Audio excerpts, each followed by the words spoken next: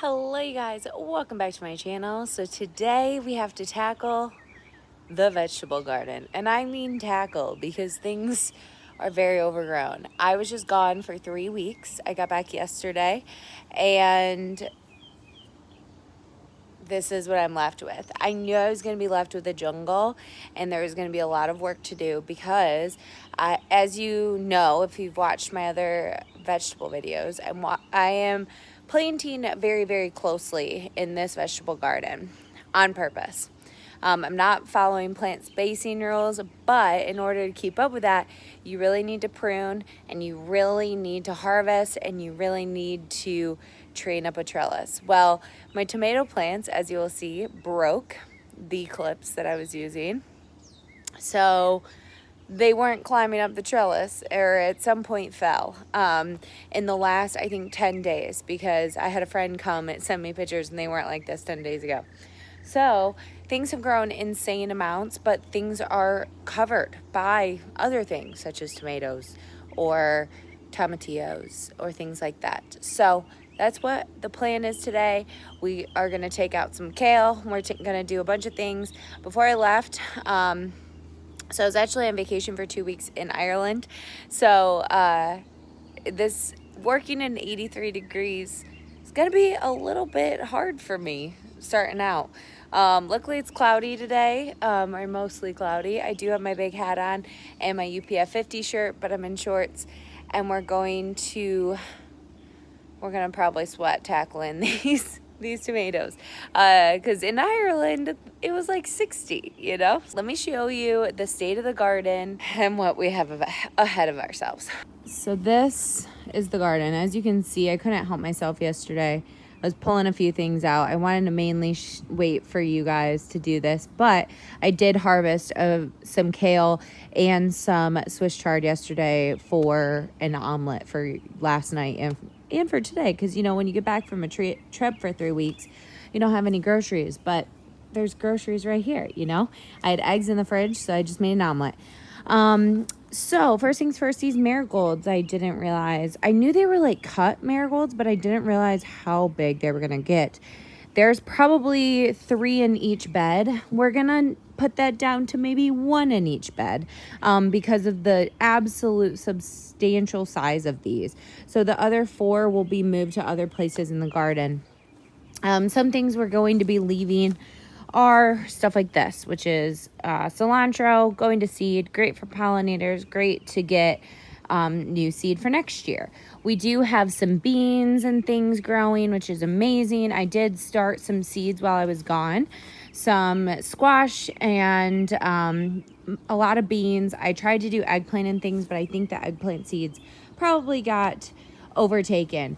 So the craziest thing, which I'm going to put you on wide angle now just so you can see the sheer size of this. This is a tomatillo plant, you guys. 1 tomatillo plant. It's planted over here and it's fallen this way. So we need to support this on the trellis. We have Swiss chard under there. This is I believe spinach going to seed, which is great. Under here we do have some oregano. This is a cucumber plant trying to attach itself to the tomatillo. We're going to attach that to the trellis. We have calendula, which is just looking great. I have 2 of those plants in here, another marigold in here. We have a squash doing great, except for that leaf doesn't look good. We have a dill that's gone to seed, which is just honestly beautiful.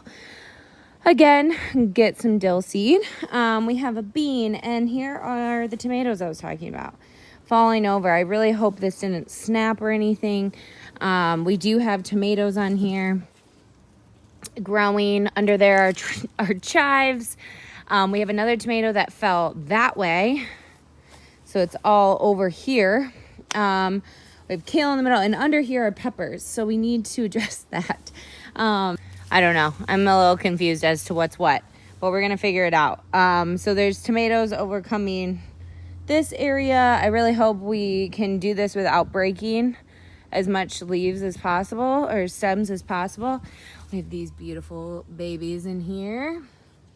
Snap peas that are way past their prime, which I knew was going to happen, but I left them anyway. So we're going to just cut these back.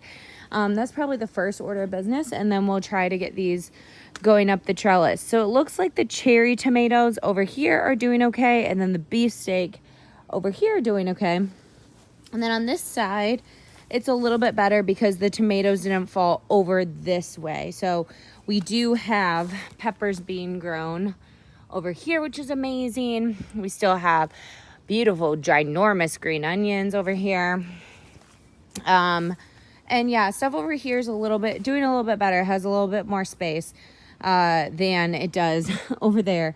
Again, we have beans and new baby squash that I just started here. I probably just need to take out one of these because we don't need two in one spot. My main thing here is just, making sure it's not so crowded, because we do have a strawberry plant under here and we want strawberries, you guys, so taking out a few things in order to get this to work better. Trying to figure out what is going on with our eggplant that's been eaten. That's the only thing that I see that's honestly been eaten. The rest of the time, this has worked in great harmony together, and we don't have anything being eaten, which is incredible.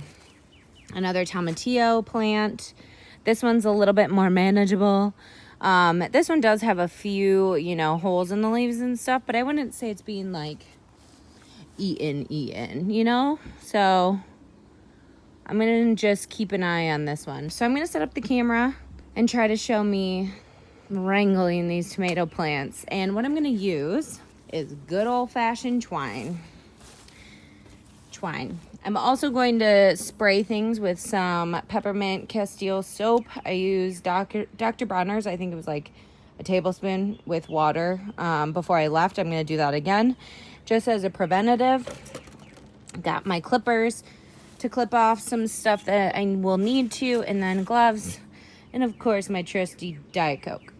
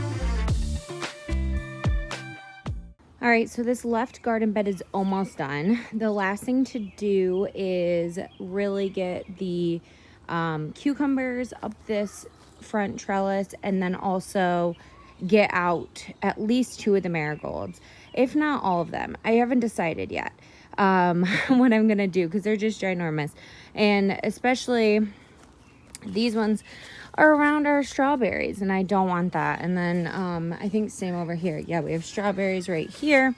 They're starting to put flowers out, which is great. But you know, I have these for the pollinators. We have stuff over here in that garden bed for the pollinators.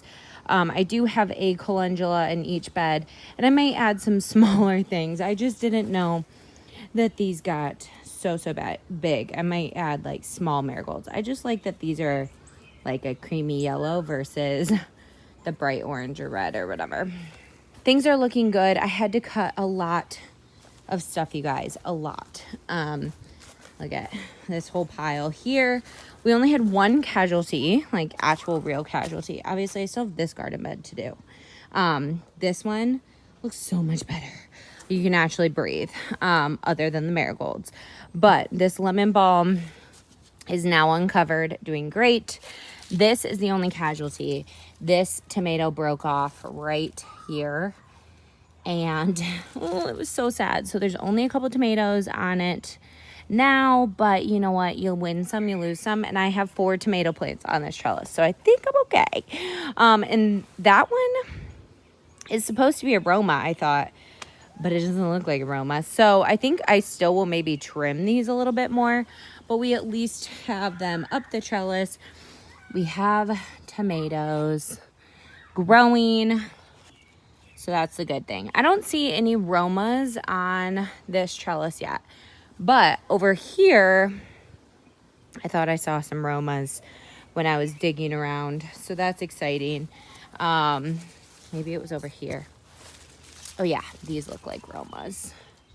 So now, you know, the chives can do better. This chamomile that got covered can do better.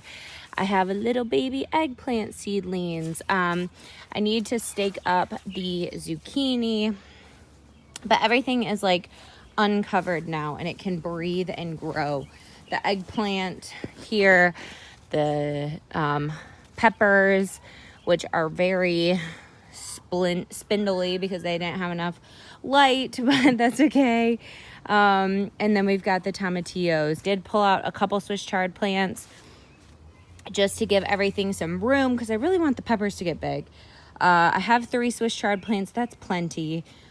That's more than enough. So just gonna see if I can fill in some of these gaps. I might try to do some romaine lettuce or something.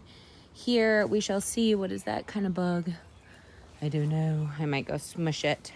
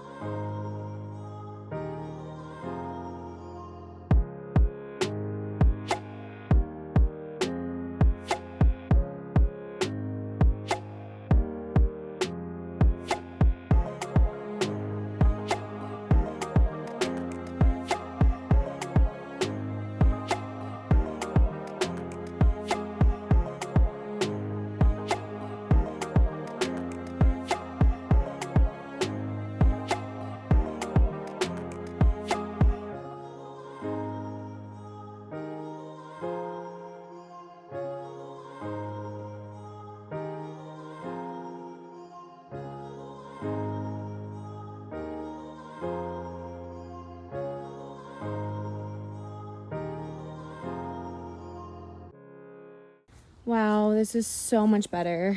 We got 2 large piles. Luckily, my city picks up yard waste, so that's nice. I need some trellising for these babies. Is that a ladybug or something else?